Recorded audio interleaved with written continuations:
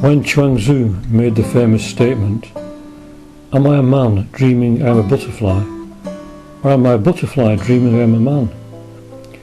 he made countless people contemplate the meaning of existence, which they still do to this day. Is this life just a dream? Well, it seems real enough to us who are living our lives with all its ups and downs, and it certainly does not feel like a dream to most of us. But let us stretch our minds a little.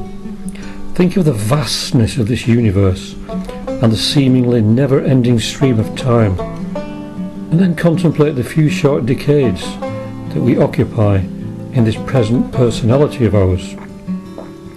We often visit the ruins of castles and other buildings, once the scene of so much drama. They may have been occupied for centuries by generations of people who laughed and cried and lived and died there. But now only a few remnants are left, and nature slowly takes control once again. In time, even the memory of these people will have disappeared, and all of us in time. The Voice of the Silence by H.P. Blavatsky says, "When to himself his form appears unreal, as to on waking all the forms he sees in dreams, when he has ceased to hear the many, he may discern the one, the inner sound which kills the outer. Then, only not till then, shall he forsake the region of Asat, the false, to come unto the realm of Sat, the true." If we take the position of the higher self, then our lives become like dreams. They come and go in succession, and to the eternal being, they are like fleeting shadows. There is a Zen saying that life is like a galloping horse glimpsed through a gap in a fence. In Shakespeare's Tempest, Prospero says, "Our revels now are ended. These our actors, as I foretold you, were all spirits, and are melted into air, into thin air.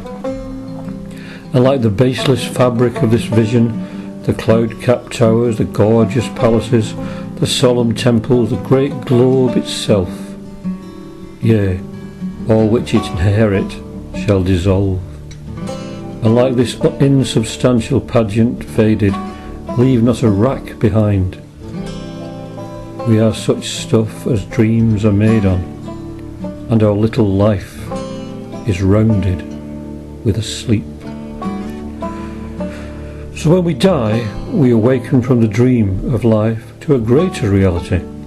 In theosophical literature, we are said to pass through Karma Loka, desire realm, and into the Devachanic state, a blissful realm, but still a dream to our higher self.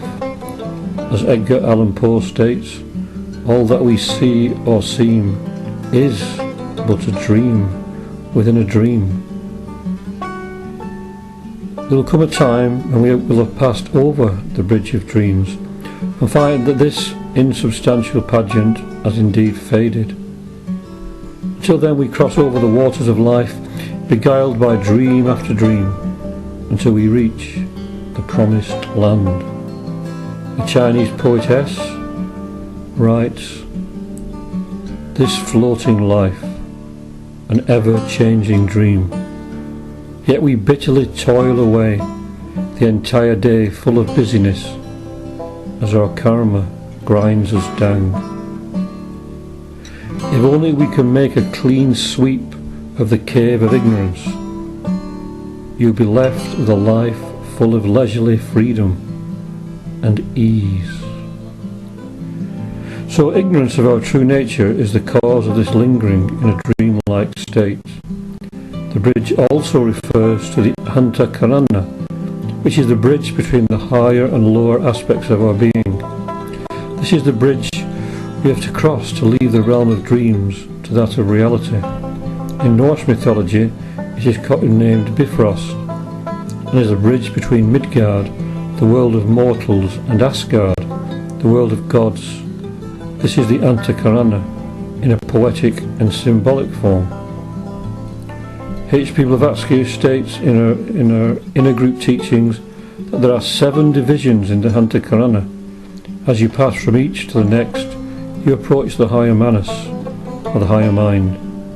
When you have bridged the 4th, you may consider yourself fortunate. Once the bridge is crossed, all dreams, no matter how beautiful and inspiring, fade away. We are in the realm of no form, where we enter a state of consciousness totally indescribable by any human language, expression, or similitude. We cannot even speculate on what this state is, but it will be totally different than anything that we can visualize or conceive of at the moment. The way across the bridge is long, and the steps we take necessary. They consist of the life experiences that help us to grow and flower into what we need to become in time, and eventually what we are in reality out of time. The dream is a metaphor for the fleeting nature of life, and the fact that we have to go through a series of minor awakenings before we reach the time of the Great Awakening, when we leave all illusions behind forever.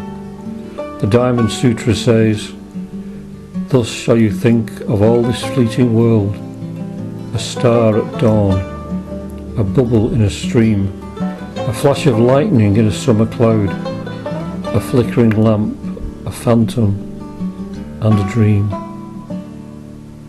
All of us are on this inner pilgrimage, and we must find our way along the often misty roads that lead us through the sometimes beautiful and often harsh terrain that we traverse on our journey.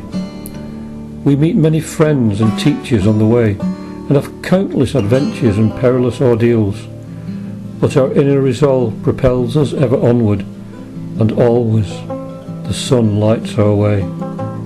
Even if it disappears behind the clouds of our own making, we know it is still there and will return in time.